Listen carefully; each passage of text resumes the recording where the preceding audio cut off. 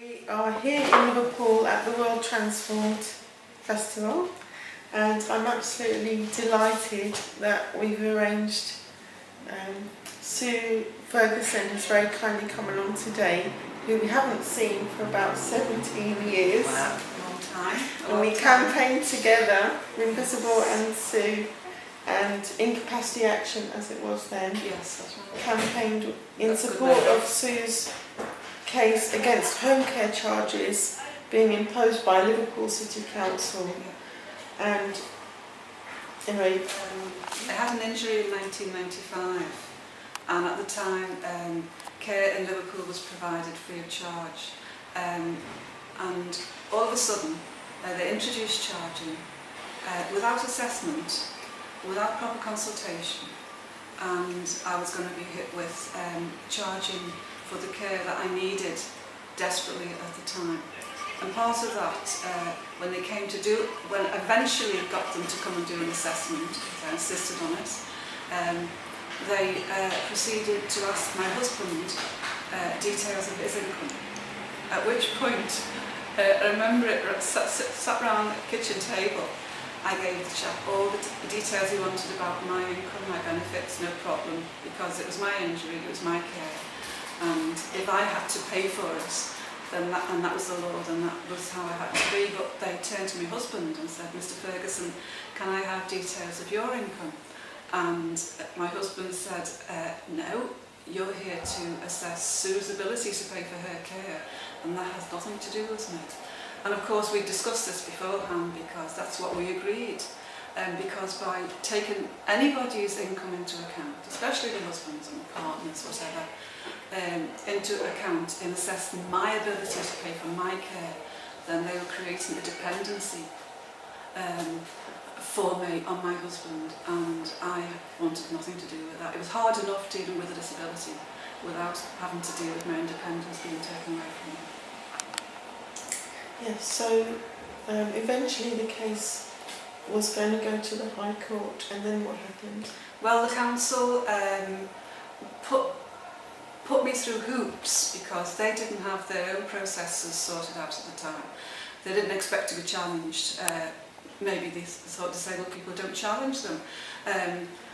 And they had everything on their side in terms of money, solicitors and what have you. But I was very lucky, because an ex-councillor, one of the surcharged councillors, a man named Tony Byrne, he was the head of finance in Liverpool. He was that particular councillor. He was very high profile. He was surcharged. He agreed to represent me, because, because he was prepared to be surcharged for providing services to people. He understood that you had to fight these things, and so he agreed to do as much as he could for me, which he did. He was brilliant. He was better than any solicitor or barrister. Eventually we had to get a barrister, because we applied for judicial review, we got it, and we were headed for the Royal Courts of Justice, and that's where I met you, Claire. Yeah. And then on the day, what happened? Well, a couple of days before, remember I'd spent a number of months now raising funds myself through trade unions, through individual donations, going to places and raising what was happening, because people did not understand what was happening, that people were being charged for care without the council taking into account the cost of their disability even. 2 days before, the council rescinded and said, "We agree that we will not take, we will reassess you, we will take into account we will not take into account your husband's income, and we will take into account the cost of your disability."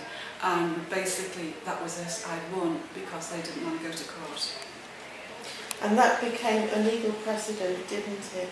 Well, shortly after that, the government brought in new legislation whereby a husband's income cannot be taken into account in assessing a person's ability to pay for their care.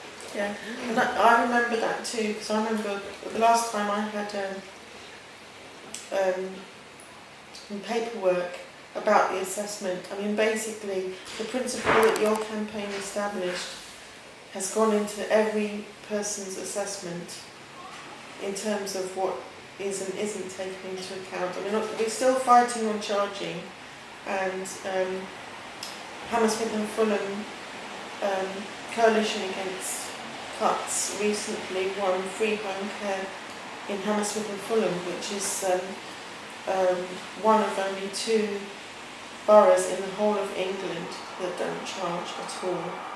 But in terms of women not being forced into relationship pressures and dependency and a recipe for abuse, basically, your case achieved a change in what every council is bound to do, and the fact that they are not forced to disabled women into financial dependence on their partners.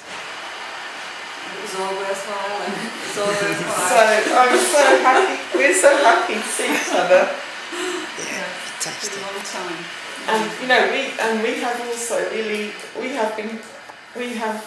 kept going with the. I mean, with the whole anti-cuts campaign that we're doing, we are really stressing how lack of money and lack of support and lack of home care is making women financially dependent on men, and also forcing women into relationships that can turn abusive because unwage carers are not getting the support that they need as well. And women are not getting the support, and carers are not getting the support, and it's just a horrible situation where it's the 2 of you on your own in the home. I think so. That's really, we've always remembered your case as a good example of what can be done by campaigning. I think one of the big issues I have now is that the number of people who are being refused care, and it's a battle to get care now, to get the actual assessment for care. Thank you very much.